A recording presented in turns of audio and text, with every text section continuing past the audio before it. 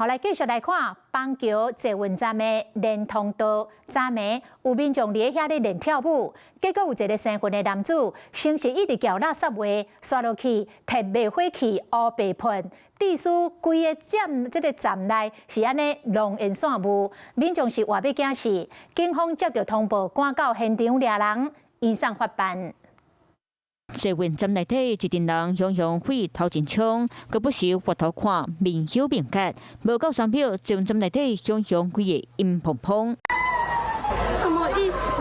涂骹规片白皮，一支灭火器反而倒伫咧涂骹。原来有一位查甫人无带无气，摕灭火器甲民众喷，互站内民众惊一条。跳一跳，有一个人就突然一直骂脏话，经过之后就在那边放了一颗，然后他就蹦，那一群人应该已经吓傻。 我们也吓傻，超可怕的。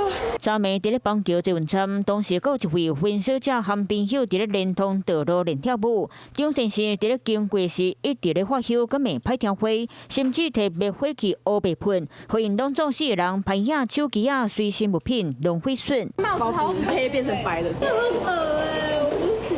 回头想到这件代志，就心惊惊。其他民众嘛真烦恼，因为邦桥捷运站连通道路是真侪少年仔练跳舞的所在，嘛是交通转运的通道，人来去就惊发生意外。警方获报后迅速到场，全案依规定受理，依毁损及公共危险罪移送新北地检侦办。 雄雄拄着攻击，民众拢惊死啊！尾仔查甫人防移送侦办，邦桥警察分局嘛强调会继续加强巡查，避免相同的代志搁一摆发生。